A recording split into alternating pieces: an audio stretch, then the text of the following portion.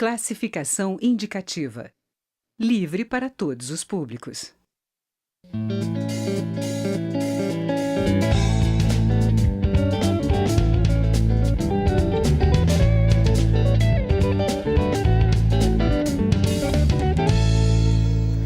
Números recentes do IBGE apontam que o índice de desemprego no país saltou para 12,4% no trimestre encerrado em fevereiro, atingindo mais de 13 milhões de pessoas.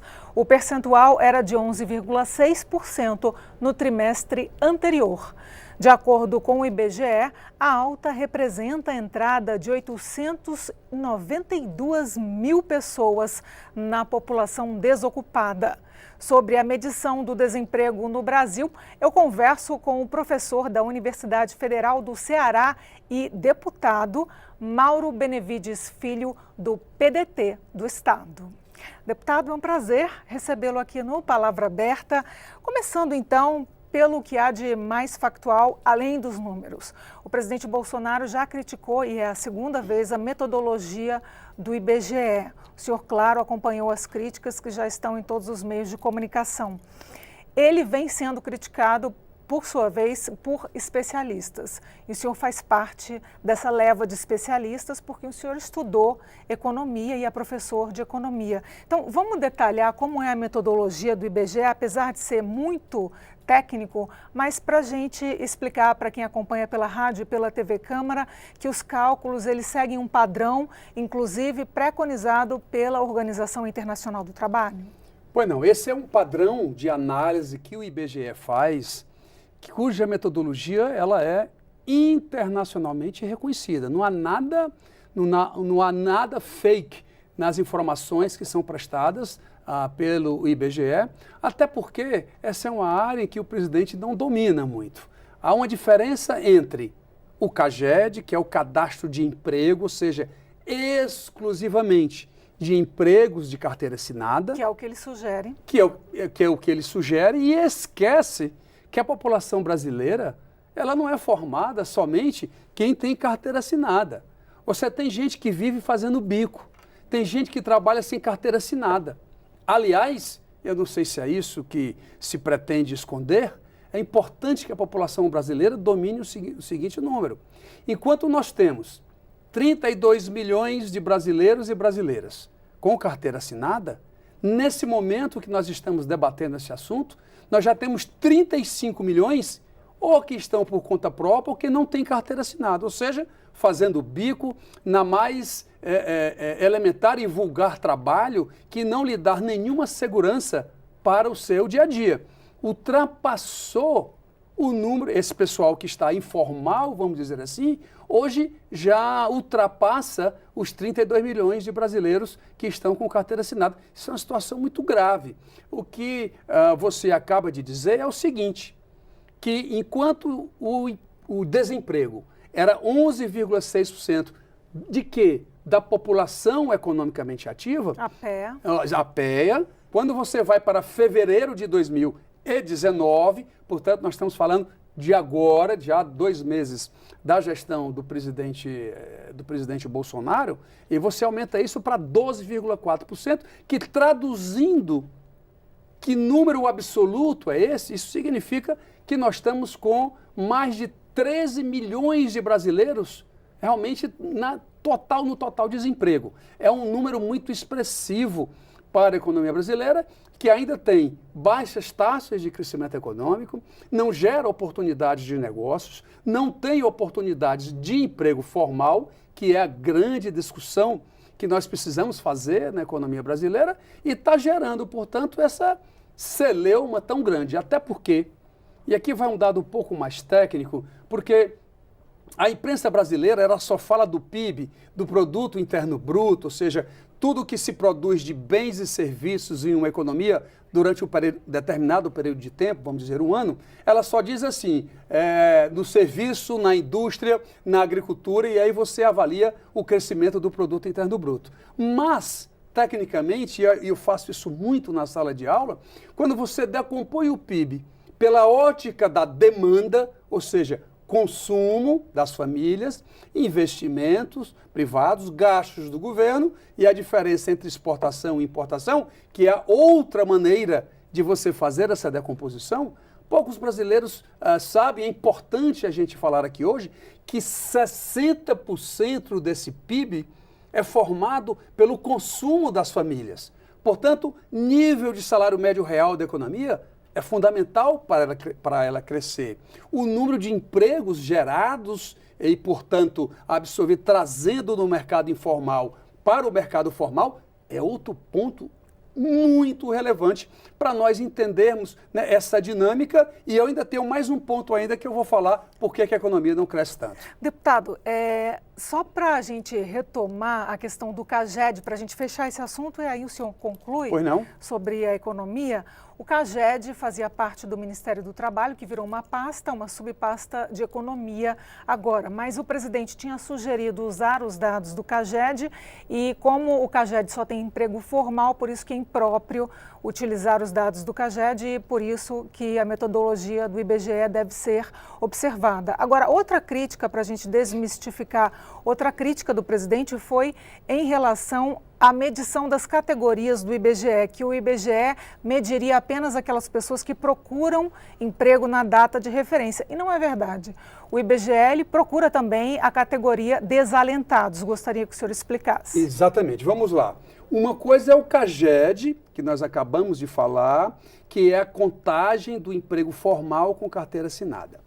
Outra coisa é a metodologia usada pela PNAD contínua. O que é isso? É a Pesquisa Nacional por Amostragem Domiciliar, que o IBGE faz essa pesquisa enquanto uma pesquisa eleitoral se consulta 2.000 pessoas, a PNAD ela consulta 70 mil domicílios.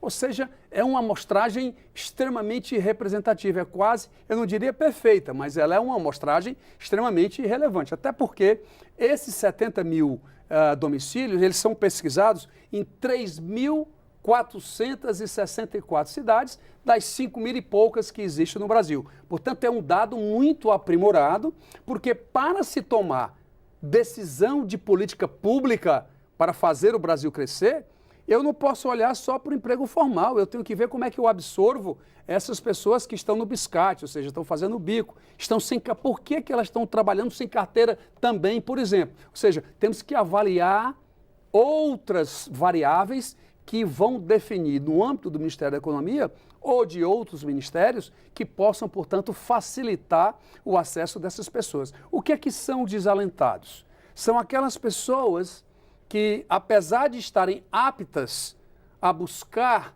uma vaga no mercado de trabalho, o que é que acontece?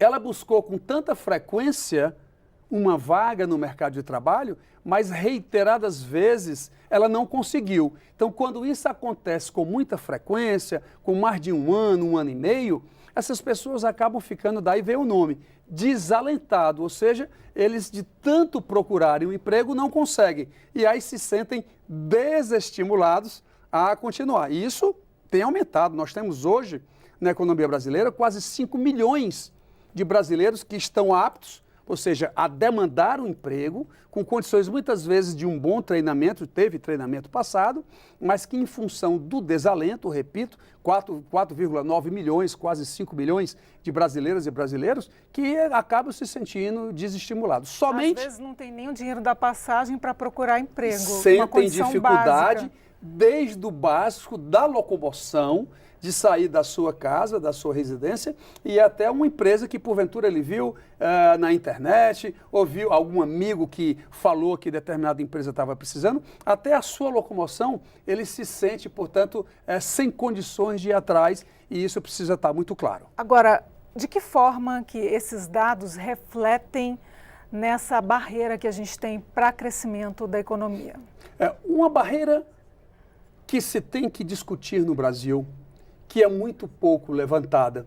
Primeiro se discute a situação fiscal do país e dos estados brasileiros e dos próprios municípios. Ou seja, o capital privado, ele não quer investir no Brasil, seja ele nacional ou internacional, porque ele não tem segurança de que investindo no Brasil, o país vai se consertar, ele vai ser capaz de honrar as suas dívidas. Porque o investimento público tem que chegar antes, com estradas, com... E eu ia chegar lá. Então, mas primeiro, o investimento privado, seja nacional ou internacional, ele não se sente seguro e dizem que essa é uma das razões, a maior razão que eu vou discordar. É importante, mas eu vou discordar. A segunda é de que o investimento público, que inclusive ele tem um efeito crowding, ou seja, ele atrai os investimentos privados. O exemplo clássico que eu uso no meu estado, por exemplo, lá o governador Cid e o governador Camilo Santana investiram quase 2 bilhões no porto do Pecém, e o Ceará tem hoje